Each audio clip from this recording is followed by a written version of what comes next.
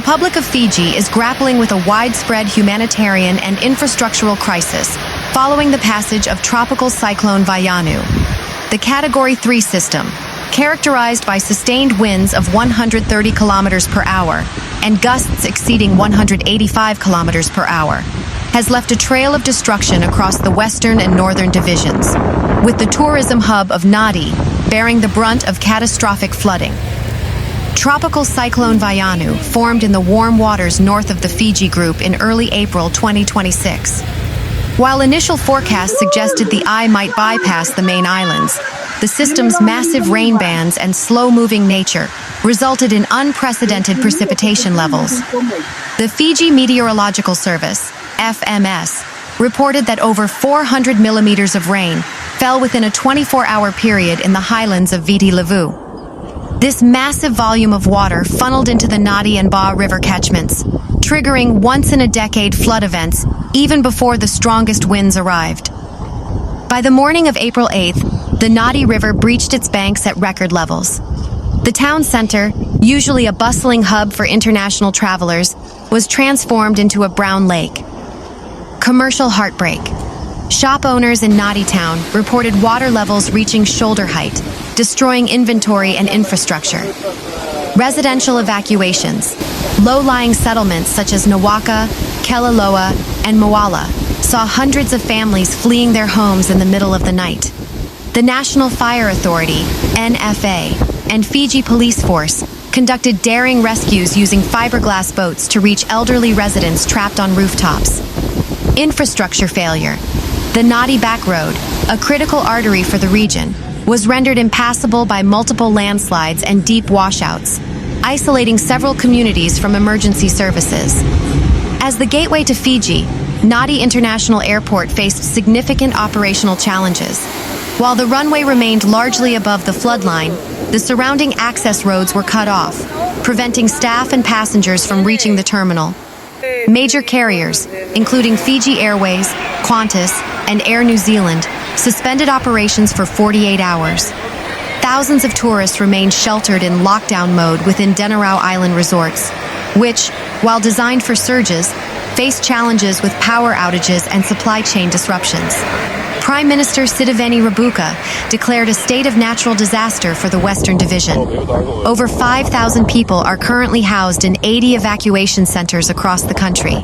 Schools and community halls are being used to provide temporary shelter, though there are growing concerns regarding sanitation and the potential outbreak of waterborne diseases like leptospirosis and dengue. The Salad Bowl of Fiji, the Sigatoka Valley, has reported massive losses in crops.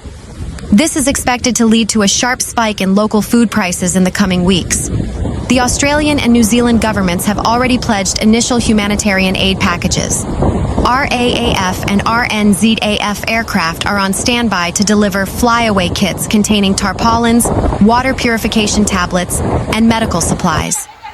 The Fiji Electricity Authority, Energy Fiji Limited, is working tirelessly to restore the grid. However, many areas remain in the dark as fallen trees and flooded substations make repairs hazardous. As the floodwaters begin to recede, the true scale of the damage is becoming clear.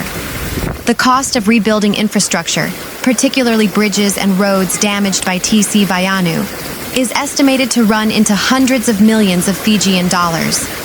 The Ministry of Rural and Maritime Development has urged citizens to remain vigilant. The storm has passed, but the danger of unstable ground and contaminated water remains, a spokesperson stated. We are a resilient nation, but the frequency and intensity of these systems under current climatic conditions are testing our limits. Meanwhile, Fiji Airways' flight from Australia to divert to Tonga, and triggering widespread cancellations that have entangled travelers in Australia, New Zealand, Fiji, and Tonga. Reports from Fiji-based outlets indicate that Fiji Airways flight FJ914 from Sydney to Nadi was diverted to Tonga on April 7th, as deteriorating weather linked to Cyclone Vayanu made its planned approach into Fiji increasingly hazardous. The aircraft continued safely to Nuku'alofa, where passengers faced extended delays while the airline reassessed routing options around the storm. Publicly available statements from the carrier describe the diversion as a precautionary move, aligned with its safety protocols, underscoring how quickly flight paths across the South Pacific can be upended when a severe tropical system intensifies near major hubs such as Nadi. The incident has become a focal point of broader regional disruption as airlines scramble to balance safety, aircraft positioning, and passenger care. Travel industry coverage notes that the diversion came amid a tightening ring of weather-related constraints, with heavy rain bands and strong crosswinds reducing operational flexibility in key Fiji airports. With alternate airfields also exposed to the storm's outer impacts, options for smooth rerouting were limited, contributing to bottlenecks that are still unwinding. For many passengers, the unexpected stop in Tonga has turned a routine trans-Tasman holiday connection into a multi-day ordeal, illustrating the vulnerability of long-haul leisure itineraries that rely on a single regional gateway to reach resort islands scattered across the Pacific. Across Australia and New Zealand, outbound and inbound services to Fiji have been heavily disrupted since April 7th, as the cyclone's path intersected with one of the region's busiest holiday corridors. Travel trade reports indicate that Fiji Airways, Qantas, Jetstar, Virgin Australia, and Air New Zealand have cancelled or rescheduled multiple flights to and from Nadi, with some airlines preemptively suspending operations for safety and logistics reasons. Australian travel advisories and aviation updates describe a dynamic situation in which carriers are issuing rolling schedule changes, often with limited lead time. Travelers departing from Sydney, Melbourne, and Brisbane have been advised to monitor flight status closely and to expect same-day cancellations or significant delays as Cyclone Vayanu's outer bands brush key waypoints to the northeast. In New Zealand, Nadi-bound flights have also been affected, compounding earlier weather-related strains on the country's aviation network. Meteorological guidance cited in regional coverage suggests that Vayanu could curve closer to northern New Zealand later this week, raising the prospect of additional precautionary adjustments for flights that traverse shared airspace between the Coral Sea and the wider South Pacific. The knock-on effects are spreading beyond direct Fiji services. Airline schedule data and booking platform alerts indicate that disrupted rotations to Nadi are cascading through broader Pacific networks, prompting retiming of services that connect Australia and New Zealand with secondary island states via Fiji as a primary hub. Severe flooding and extreme weather conditions have paralyzed Lautoka and surrounding areas as Category 3 Tropical Cyclone Vayanu tore through the region between April 7th and 8th, 2026. The storm has left a trail of destruction, forcing hundreds of residents into evacuation centers and cutting off vital infrastructure. Rising river levels and torrential rain have inundated residential zones, with several neighborhoods reporting waist-high water levels. Vunato. Residents along Bougainville Road were among the first to be evacuated as floodwaters surged into homes during the early hours of the morning. Families in these low-lying areas have been forced to abandon their belongings or move furniture to rooftops as sea surges coupled with heavy rain flooded the settlement. These areas remain largely isolated. Significant structural damage to homes has been reported due to a combination of flash flooding and destructive wind gusts. Reports of flooding have also emerged from Saru Back Road, Tomuka, Waiyavi, and Matawalu Village, where local streams have burst their banks. The Fiji Roads Authority, FRA, has issued urgent travel advisories as several key routes remain impassable.